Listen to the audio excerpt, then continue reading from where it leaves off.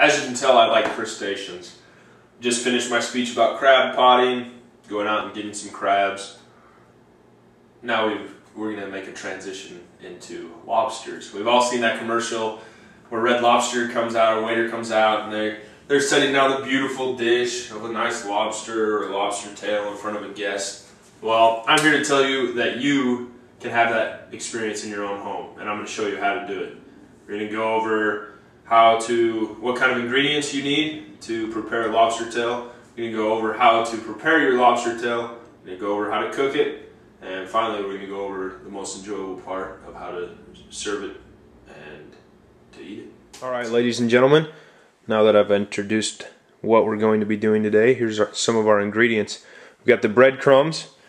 You've got a lemon and a lime, some butter, some fresh dill, and we've got 3 lobster tails. As you can see, there's multiple sizes, and you'll pay for the difference in the sizes.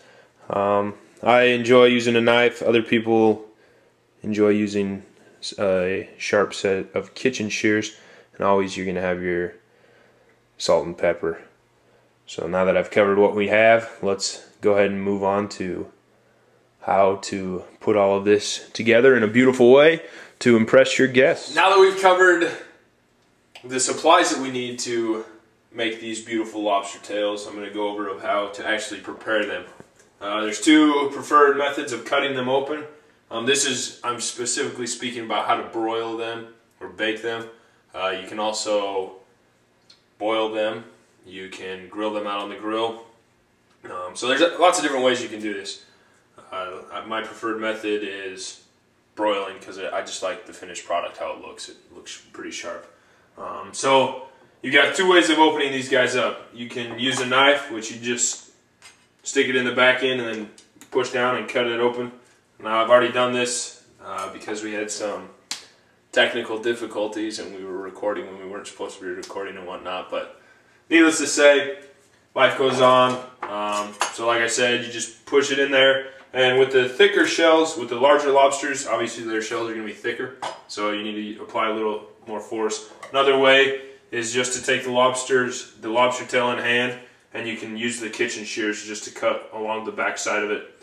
From there, you go ahead and open the shell up, and you're going to pull that meat out, and you're just going to set the meat right on top of its own shell.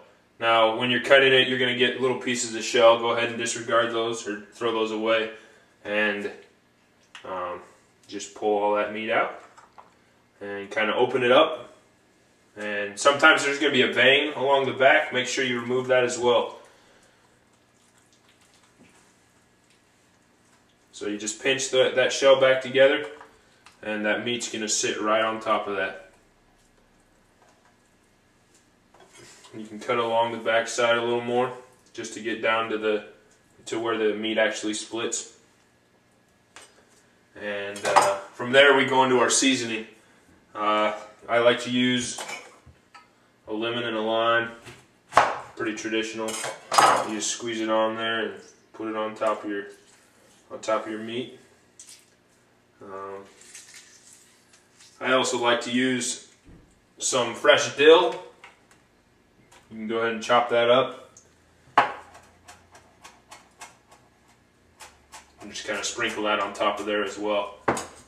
Some people use a dill and butter mixture. I kind of add my butter a little later on. But the reason I do that is because I also put breadcrumbs on mine, which holds the butter and lets the butter soak into the lobster a little better. So, like I said, it's all preference on your side of what you'd like to do and how you want to do it. The last touch that you do is I put salt and pepper on my lobster tails. And I always save half of my lemon and lime for after when it comes out of the oven as well. Now at this point you can preheat your oven. You preheat it to 375 degrees, and the rule of thumb is for every ounce of lobster you have, you're going to cook it for 1.5 minutes. So you can do the math on your own. I have a 1 pound lobster tail here, and I've got two ounce lobster tails here. So once we shut the camera off, I'm going to do some math, and then that's how long I'll cook it. But when you put these breadcrumbs on, you just do it in a generous, you don't have to worry about making it look pretty because it's just going to cook fairly simple. You just throw it on top of there and make it look however it looks. At this point, you're pretty much ready for your pan, which I just have a simple broiling pan right here. I'm going to take this over here and just slide my lobster tails right on top. I'm going to cook these at 2 different times because there's such a size difference.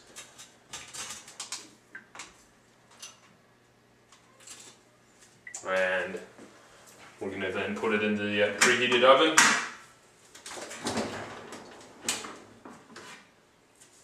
I've got water in the bottom of this boiling pan. And you're just going to let it cook. So at this point, we've had these lobsters in, well, the large lobster in for probably about 20 minutes. And throwing these smaller lobsters on. And I'm putting the butter on it this time. I'm going to sprinkle a few more breadcrumbs over these lobsters, just so it lets the butter hold on to something. And then I'm going to stick it back in for a few more minutes. And as you can see, if you want to come in here, you can see the difference between that meat. See how it's nice and this meat's not clear, and this meat you've got it's more of a white, transparent white kind of meat. That's how you can tell it's done. The lobster is going to turn red, and as opposed to before, it's more brown, and the meat is going to be nice and cooked, if you know what I mean. You're not going to be able to see through the meat. That's what I'm trying to say.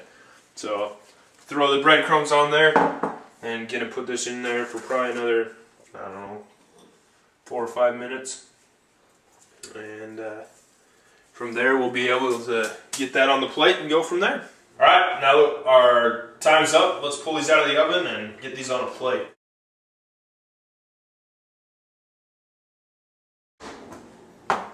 Should have shut your oven off. I've had a few experiences with that. Now from here, I usually grab a spatula, and if you have some tongs are good to use. I don't know where I put mine, but we'll just go without it. And you're just going to scoop up your lobster tail, carefully bring it to the plate, just slide it right off there. As you can see, that's got a beautiful red tint to it.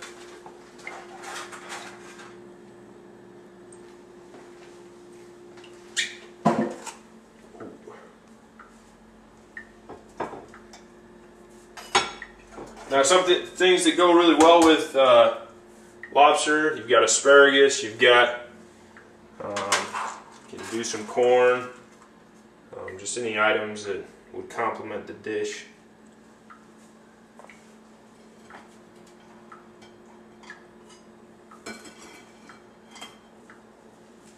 As you can see, we've got our lobster tails done, and I've got some lemon and lime with it for the guests to squeeze over their own lobster so they can do that to taste. And I've also got some melted butter there that they can go ahead and eat the lobster with.